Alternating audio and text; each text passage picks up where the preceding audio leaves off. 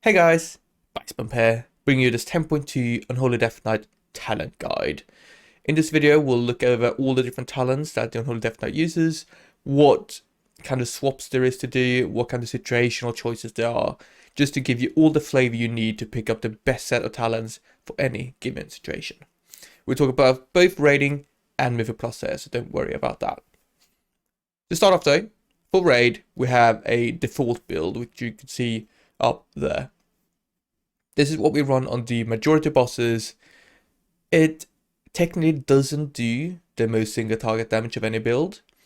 However, the build that actually does the most single target is less than 1% ahead, and it is a pain to play. So that's why we have this as our default build, and we run this on the majority of bosses. Looking at the spec part of this tree, this is definitely a pet build. You can see we pick up all the talents like Summon Gargle, we pick up the Unholy Aura and Command of the Dead just to buff up those ghouls. But you'll see this is a theme for all the different raid builds we talk about today. When it comes to choice, there isn't that much. Most of this is very much set in stone. The one thing you can change is swap Rotten Touch for Unholy Pact. That's the right part of the tree. So that does around 1% less single target damage. However, it does 2% more AoE. So it's a definite choice on any bosses where you have to do AoE, such as Tindral and Gnarl Root. Just giving the two relevant ones there. For the class specific part of the tree, there is generally more choice. So first of all, we have Assimilation spec'd into this. That is generally actually not a DPS upgrade. Getting that runic power, like you might feel like, oh, alright, I'm going to use this to get runic power for my Gargle. However, using up that GCD is quite costly.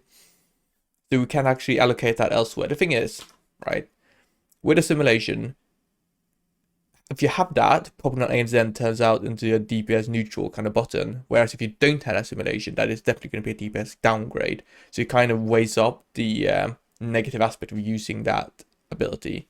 Anyway, it is relatively easy to just talent away from, and there are quite a lot of good options. You can put it into Blinding Sleet if you need some ad control, thinking Gnarl Root for instance. You get to put it into Improved Death Strike, that makes it very tanky. Obviously, you shouldn't have to press Death Strike in a raiding scenario, but if you do, it's great to have that talent. We have March of Darkness, also really good options, so that gives you more mobility as a general rule.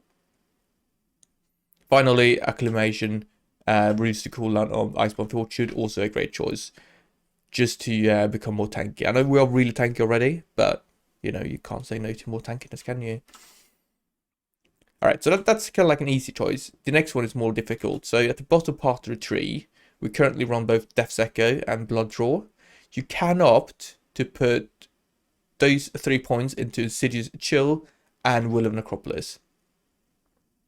Now, Insidious Chill is a good ability to have because it decreases the attack speed of any boss, which means that it's easier for tanks to actually tank it. Will of Necropolis is an insane defensive. Like, this effectively increases your max health by around 16%, I believe. So it just makes it incredibly difficult to kill. We already have loads and loads of HP. Like I said, unbuffed at around 950k. So adding 16% to that, and then you have priest buff, like we are well beyond 1 million. However, it is a DPS loss because we cannot pick up Death's Echo. That's where you get the double Deathly K, which we send back to back in our Gargle windows. So just having a single charge there means that we lose around 1% DPS. So that's the choice. Definitely one you can make on progression bosses. Like I'm correction Smolder and Mythic at the moment. I'm currently not running Death's Echo because I feel like getting that 1% DPS, which will be difficult to actually leverage due to the fact that our burst comes into the intermission phase where you're running around lots. So I forsake that, pick up a more defensive build, which means I die much less. At least in theory. Okay, that's the default build. Let's talk about the alternative here. So what you can do is spec into the Defile raid build. So what we essentially do here is that we take away all the Death Call talents and put them into Epidemic, Unholy Blight, and Defile. This technically sims better than the default build. So in a scenario where you're just sitting on a boss, not moving at all, getting full uptime on both when you stand in Defile and the Defile buff as in the optimal way, this will be better. However, pretty much no one runs this because it's an absolute pain to use Defile and it obstructs loads of ground mechanics. So instead, we leverage this build whenever we need AoE, because at 2 or 3 targets, the default build is better because you have cleaving death calls.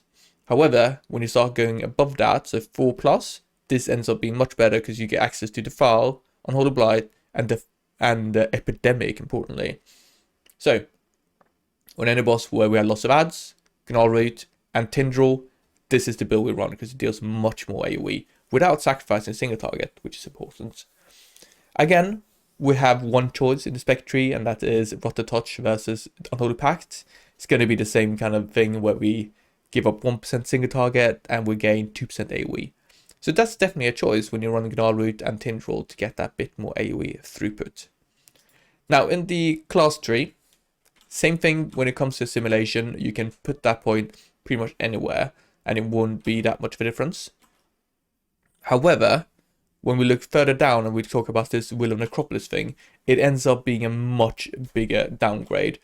So when we're running Defile, the whole point here is to use Defile back to back for every Apocalypse window, which includes also the opening burst. And we need Death's Echo to make that happen. That means that if you talent out of Death's Echo, it is a significantly larger downgrade. I believe, if I have my numbers correct, that is around 3% DPS, just doing that. And essentially becomes, alright, do I sacrifice Death's Echo or 1 point in Rune Mastery? That's the kind of power you get from that specific talent. So if you are running the Defile build, you really can't run Will of Necropolis or Insidious Chill, so that's something to keep in mind. Alright, so that is the raiding builds. Now let's look at Mythic Plus. And here we have 2 builds we're discussing. First of all, we have the Disease build. This is going to be your de facto Mythic Plus build. You will run this essentially 100% of the time. It is generally just the best one. It scales really well. We have quadratic scaling coming into play with Epidemic. We have dots just dealing insane amount of damage linearly. So big pulls, this will deal a ton of damage.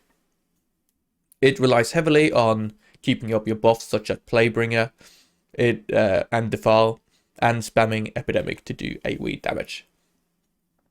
When it comes to talent choices, in the spec part, there really aren't any. Like, you could swap out Morbidity for Ghoulish Frenzy, but that's generally a choice which is strictly worse. You can sim it and see if, like, it's not going to be that big of a difference, but it's definitely a choice you can make. People think about, hey, can I pick up Summon Gargoyle here by going Reaping into Summon Gargoyle? Generally no, like that is not worthwhile. So even a Tyrannical week, this is the build you're going to run. Alright, don't make any differences there. For the class portion here, we are essentially picking up every single defensive build we can, giving up AMZ and Assimilation that we saw in the raiding build, because those are really not that useful in Mythic Plus generally. So we have Blindness Lead, that's great CC, which we always have in Mythic Plus. Obviously we pick up Permafrost. I have improved Death Strike here. That is something you can actually give up. If you're running really high keys and making 0 mistakes and heal is just great, you never want to Death Strike, but in the absolute majority of cases, when we're pugging keys or whatever, having that can be so valuable. I have had already multiple scenarios where I've tanked a boss for like last 20% or something. This just means that we can turn into a tank whenever we want to, if it needs to, which is pretty insane. So I generally like to pick that up because it can be very useful. Now, at the bottom part, we have the same conundrum around Will of Necropolis.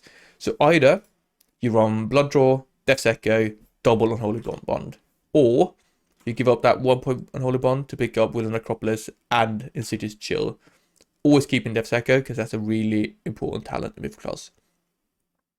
This is a strict DPS downgrade between 1 to 3% ish, but it makes you so much more tanky. It's a personal thing. With perfect play, you won't need this. There's like no mechanic that will one-shot you as you are really tanky. However, it kind of helps out if the healer is not healing enough, or if you are being hit by mechanic, whatever. It just makes you more tanky, and I like that. So I generally run with Necropolis, but it's up to you if you choose to pick that up, or if you just run the normal Blood Draw and Defile build. Up to you. Now, the alternative for this disease build is the wound build. This picks up everything related to wounds. You go Bursting Sores, you pick up Viral Contagion, Pestilence, right? Everything is about building and bursting Festering Wounds to deal damage using Bursting Sores. You also pick up Clone Shadows as a Plaguebringer. This actually deals a ton of damage. Like, the biggest damage source in a Myth Plus dungeon will be Clone Shadows, because you were spending so much time sitting in the Defile just spamming Clone Shadows over and over again. The main difference is that instead of just trying to funnel into Epidemic, Epidemic becomes like a filler spell when we can't hit Clone Shadows to burst our wounds. Now, this deals more damage in really big pools and really burst environments, but it deals significantly less single target, which is a bit of a bummer. So I wouldn't recommend this as like the go-to build in any scenario. It won't be better than disease build. It's just a fun alternative you can play around with, essentially. I've tried it. It feels really weird to play, but it's also fun. So it's up to you if you want to give it a go. For the class tree, it is exactly the same as the disease build. There's improved death strike. We can kind of allocate that in other places if you want to. We can run Will of Necropolis if you want to, or pick up Double Unholy Bond for a bit more DPS. One thing to note though, we will generally want to run Grip of the Dead, because this build is much more centered about actually standing at FNK. So we pick up Grip of Dead so the stuff actually stands there, which helps up dealing more damage. You could also just run Unholy Endurance if your tank is like not running away from you in your FNK. I just feel like Grip of the Dead is nice to have and just makes it easier to execute your actual damage.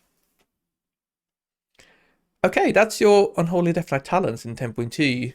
Leave a comment down below, let me know what you think about this video. Upvote, downvote, consider subscribing, and I'll see you guys in the next one. Thank you very much for watching. Bye bye.